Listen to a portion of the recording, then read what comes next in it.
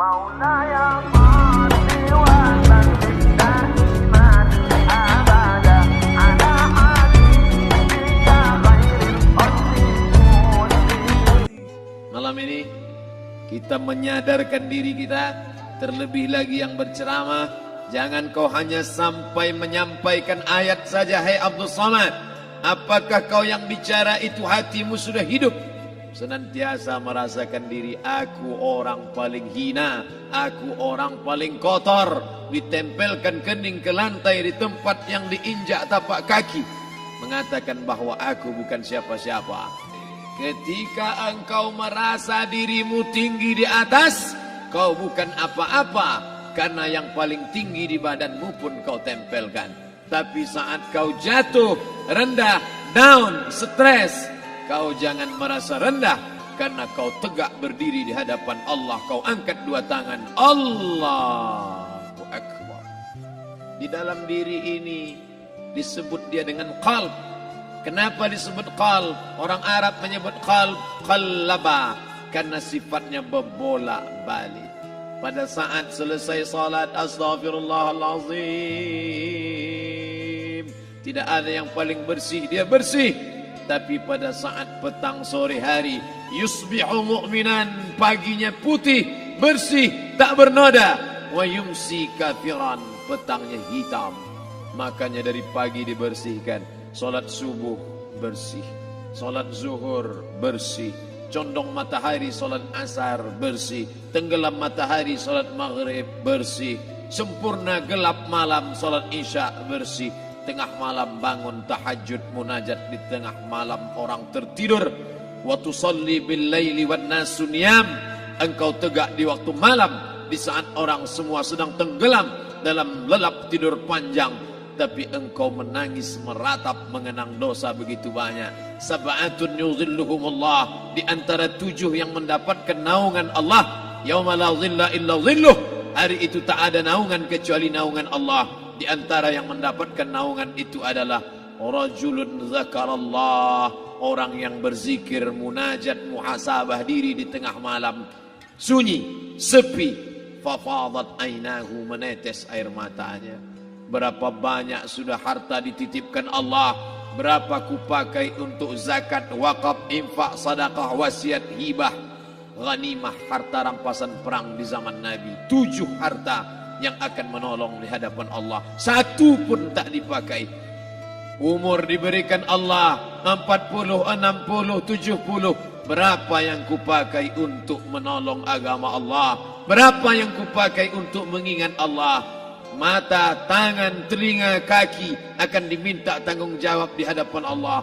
Al-yawma nakhtimu ala afwahihim, mulut terkunci. Wa tukallimuna aydihim, tangan akan bicara. Wa tashhadu arjuluhum, kaki akan bersaksi di hadapan Allah. Siapa yang bisa menolong waktu itu? Kalau pernah tangan ini saat punya kekuasaan, 1 coretan tanda tangan bisa mempermudah urusan masjid. Sebutir kekuasaan yang dititipkan Allah bisa dipakai menolong agama Allah. Itulah yang akan menolong di hadapan Allah. Apa yang disampaikan malam ini, semua biaya pengurusan masjid 0.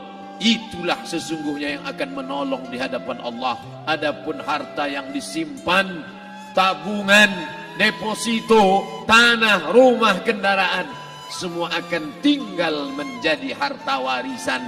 Lalu yang kita bawa mati apa? Dulu dibangga-banggakan, dihormati, dimuliakan. Yang kami muliakan Al-Mukarram, Al-Ustad. Tapi pada saat tiba masanya, yang kita bawa tak lain tak bukan, innallaha la yanzuru ila ajsamikum. Allah tak menengok badan, fisik, bentuk tubuh, baju. Ini sampulnya saja. Wala ila suwarikum, Allah tak menengok rupa, wajah. Walakin yanzuru ila qulub, hati kamu yang bersih itulah yang kau bawa menghadap Allah Subhanahu wa taala. Yauma la yanfa'u malun, harta tak berguna, wala banun, anak tak bisa menolong. Harta tak berguna, anak tak mampu menolong. Illa man atallah, kecuali orang yang datang menghadap Allah biqalbin salim, dengan hati yang bersih, hati yang tulus, hati yang memercikkan cahaya iman, hati yang bersih dari hasad, busuk hati, sum'ah, riya, takabbur. Itulah yang menolong di hadapan Allah Subhanahu wa taala. Tulang, kulu, kulit, darah, lemak, sumsum akan menjadi santapan cacing tanah. Begitu besok pagi pintu kamar tak bisa diketuk, istri bolak-balik membangunkan tak terjaga, dipegang pipi sudah sejuk macam es batu, tanda jantung tak lagi berdetak, maka darah mulai berubah menjadi nanah, busuk. 1, 2, 3 hari kalau tidak disuntik formalin, jasad paling busuk jasad manusia, karena semua dia makan herbivora, tanaman saja. Tapi kita ini omnivora, semua masuk. Maka begitu mati, paling bagus orang Islam paling cepat dikuburkan.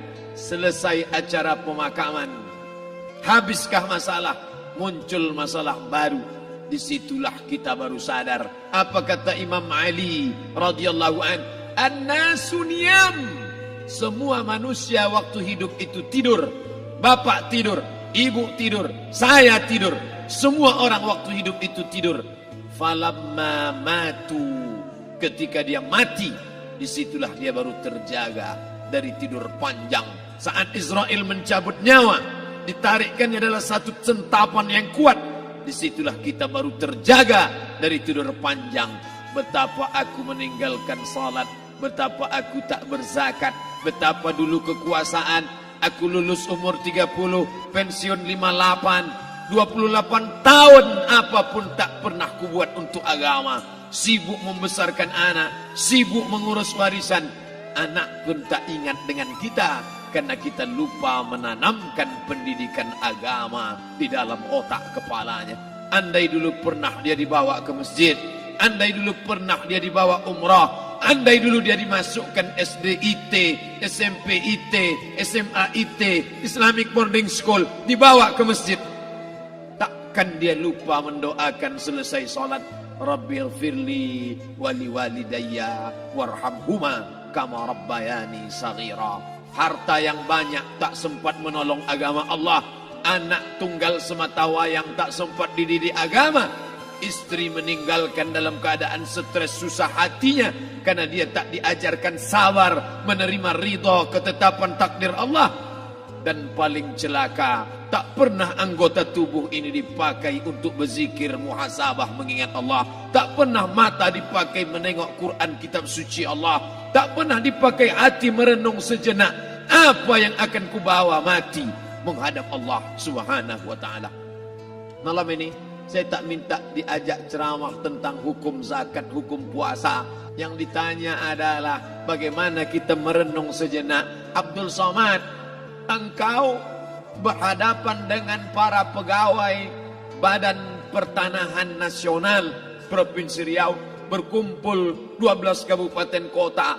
Ini orang-orang ngurus tanah, dari dalam tanah naik ke atas tanah, ngurus tanah, ngurus tanah, ngurus tanah, masuk ke dalam tanah. Abdul Somad dari dalam tanah naik ke atas tanah, ceramah, masuk balik ke dalam tanah. Yang kau bawa apa? Baju koko tinggal, peci tinggal, pakaian kehormatan tinggal. Yang tentara belum pernah saya diundang. Ustadz besok datang takziah, bapak tentara meninggal, tahu-tahu kain kafannya loreng. Tak ada. Yang kau bawa kain tidak berjahit, disobek, kerak. Itu yang akan menyampul kulitmu, yang selama ini kau dimandikan, dibersihkan oleh ibumu dulu 60 tahun yang lalu. Sampai masanya kau lupa kapan kau dimandikan dulu. Sekarang ruh melihat, disebut dia ruh karena dia raha ya ruhu ruh, seperti aroma semerbak yang datang pergi hinggap. Ruh sampai masanya dia datang masuk ke dalam jasad. Ruh sampai masanya dia pergi meninggalkan jasad. Malam ini dimuliakan Al-Mukarram Haji Abdul Somad LCMA. Kenapa Abdul Somad ini dimuliakan? Karena ruh hinggap sejenak sebentar. Sampai masanya besok pagi dia ruh keluar dari dalam tubuh ini. Anak yang katanya ayahku sayang, istri katanya kaulah abang. Sampai masanya mereka tak lagi mau mendekat. Rumah itu saya yang buat, saya yang mengukurnya. Tapi begitu ruh sudah keluar dari badan, tidak satu pun semeter, sesenti, sejengkal, sehasta ada tempat di rumah itu untuk jenazah bernama jenazah Abdul Somad. Dulu orang bertanya, rumah Ustadz Somad di mana? Hari ini orang tidak lagi bertanya, tak lagi menyebut nama. Orang sudah mengatakan kuburnya mana. Dulu kalau dia masuk masjid, didatangi orang, disalami orang, mahasiswa, anak-anak, remaja mencium tangannya sebagai tanda hormat. Tapi begitu diletakkan keranda, kita akan sholat jenazah nanti selepas sholat zuhur. Apa kata orang? Letakkan di tepi sana, letakkan di tepi sana. Tak satu pun mau mendekat, letakkan dia di sana. Bahkan sebagian mengatakan jangan dalam masjid, letakkan dia di luar. Dia tidak disebut engkau yang mulia, tidak digunakan kata ganti orang langsung. Letakkan dia di sana. Bahkan sebagian tak lagi, padahal tempat paling mulia sebelah kanan, orang tak lagi mau di kanan, mulai dia menjauh ke kiri. Kenapa kau ke sana? Takut aku mimpi hantu nanti malam. Mana kawan, sahabat, andai tolan, anak menantu, teman sekantor, semuanya pergi meninggalkan. Yang tetap dibawa, kalau pernah kaki melangkah salat berjamaah di masjid, kalau pernah tangan mengusap kepala anak yatim, kalau pernah tangan mengucap subhanallah. Nanti di akhir tausiah kita akan berzikir, munajat, muhasabah diri, berdoa, mengenang apa yang akan kita bawa menghadap Allah Subhanahu wa taala. Datang malaikat membawa kain kafan dari cahaya, akan menyambut ruh yang mulia. Hadis riwayat Ahmad bin Ambal dalam kitab Al-Musnad. Turun malaikat berlomba-lomba membawa kain putih dari cahaya, menunggu ruh akan keluar. Ruh menetes seperti embun di ujung daun. Daun tidak bergoyang, ranting tidak patah. Ruh menetes pelan, turun ke dalam kain kafan, dibawa malaikat ke pintu langit. Tak sabar mereka menyambut. Inikah dia yang selama ini berjamaah? Inikah yang dulu ketika dititipkan kekuasaan menolong agama Allah? Kam min masyhurin fil ardi walam yakun ma'rufan fis sama. Berapa banyak yang masyhur terkenal di bumi, malaikat tak mengenal dia. Ini roh siapa? Tapi ini bukan LCMA, dia bukan ustaz, dia bukan ulama, tapi imannya dalam, kekuasaan dipakai menolong agama Allah. Ruhnya keluar di bawah, semua malaikat mengucapkan salam. Inilah orang yang selama ini kami tunggu-tunggu, catatannya sudah lama.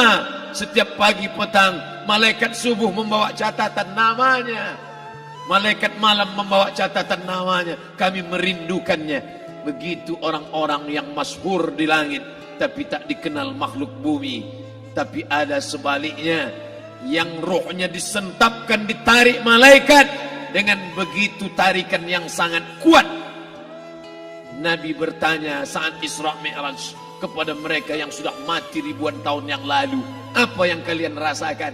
Yang satu mengatakan seperti tebasan pedang di tempat yang sama beratus kali.